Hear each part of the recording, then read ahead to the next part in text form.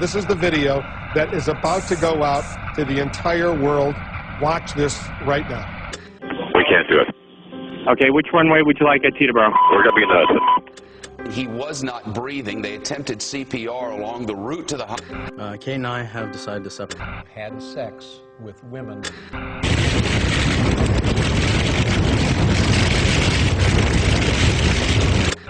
Can you please? The reforms I'm proposing would not apply to those who are here illegal.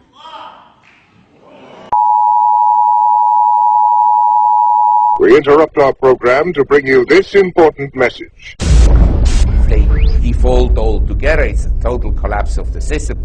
So usually governments in this situation, what they've done is to monetize and try to get rid of the debt through inflation.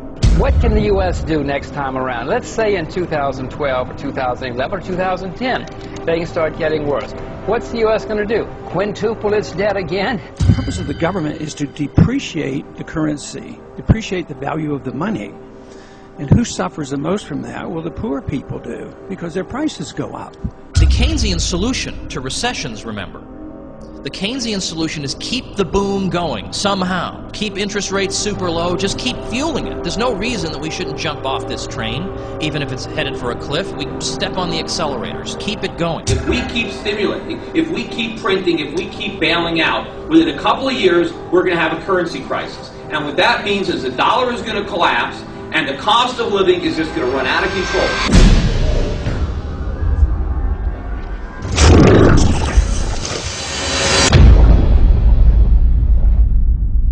The Dow Jones is now up 70% from its low in March of 2009. Oil is up 86% from its low in February of 2009. Copper is up 172% from its low in December of 2008. Prices for almost all stocks and commodities have been going through the roof, having analysts on Wall Street proclaiming the recession is over and an economic recovery is here. But how could an economic recovery be here if U6 unemployment is still at a multi-decade high of 16.9%? The truth is, our economy is not recovering. Prices are only rising due to inflation. Our economy is currently experiencing a melt-up. The Federal Reserve has held interest rates at 0% for 17 months. Our financial system has been flooded with trillions of dollars in newly printed money. Those with access to the Fed's cheap money have done well in the past year, with Wall Street paying out record bonuses. This has come at the expense of the rest of America becoming dependent on unemployment checks and food stamps. There are now 39.4 million Americans on food stamps, up 22.4% from 1 year ago. Food stamp usage has now increased for 14 consecutive months. In 2009, Americans received $2.1 trillion from the government in the form of transfer payments, which equaled the $2.1 trillion they paid in taxes. In 2010, the government will pay out more in benefits than it will receive in taxes, and the U.S. budget deficit is projected to reach $1.6 trillion. Government spending has gotten so far out of control that if Americans were taxed 100% of their income, it wouldn't be enough to balance the budget. Nobody admits that this country's bankrupt, but they're still spending. The worse the problems get, the more they spend, and the bigger the debt gets. And this can't last, and I think the handwriting's on the wall.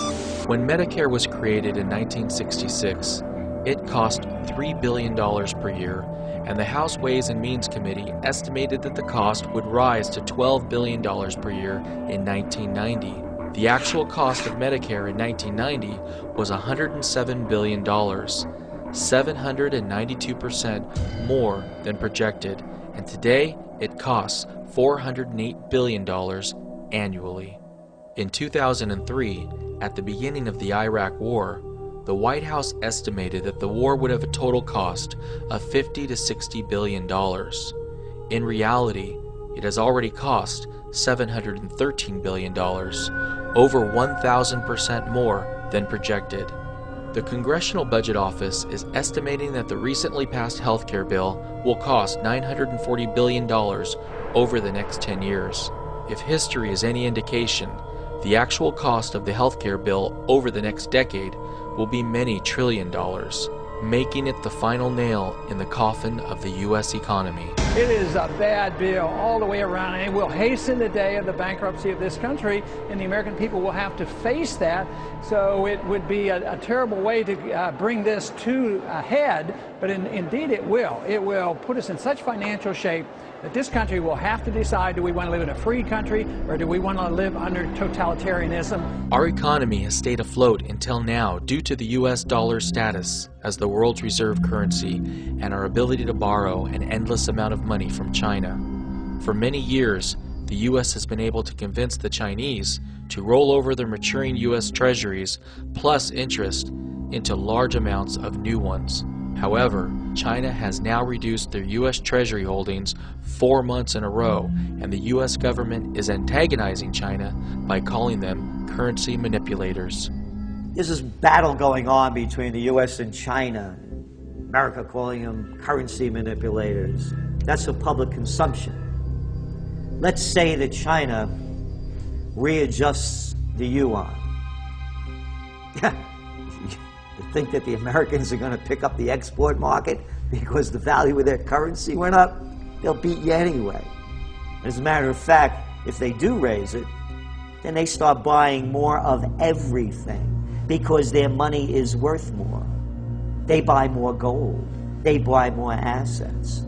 China has manipulated their currency by pegging it to the U.S. dollar. But it's their currency peg that has allowed Americans to maintain their phony standard of living for so long. If China listens to U.S. politicians and allows their currencies to strengthen, Americans will no longer be able to afford cheap imports from China. U.S. politicians want China's currency to strengthen because they believe it will decrease our trade deficit.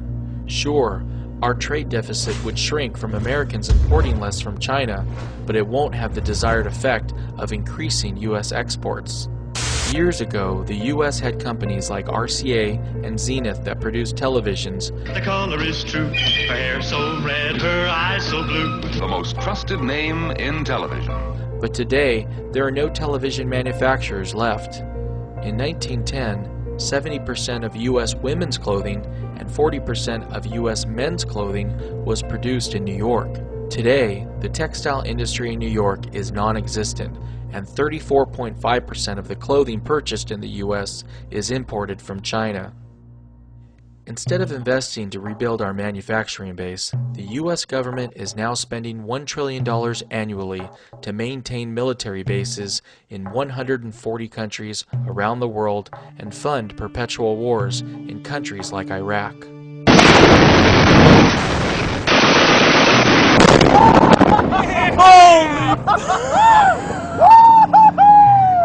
War after war after war, and draining us $1 trillion a year to finance our empire, and being in 140 countries and have 700 bases. That can't be sustained. That's what always brings empires down to their knees. It's the financial problems, and we're in a financial mess. It should be clear to anyone that neither China nor India nor Russia have any interest at all that the U.S. succeeds in Afghanistan. That should be very clear.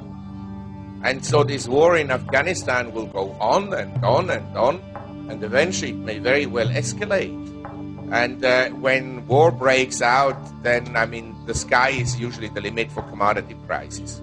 Oil reached a high in July of 2008 of $147 per barrel, despite diminishing demand from developed nations. Congress held hearings on why oil prices were rising, not realizing it was their deficit spending that was driving oil prices through the roof. When oil reached $147 per barrel, U6 unemployment was only 10.5%. Most families were able to still afford gas by cutting back on discretionary spending.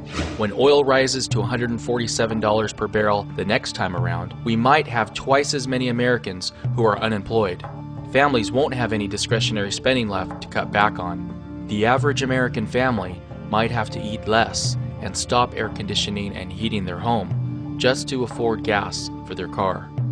While U.S. consumer spending has risen 5 months in a row, mainly due to rising prices,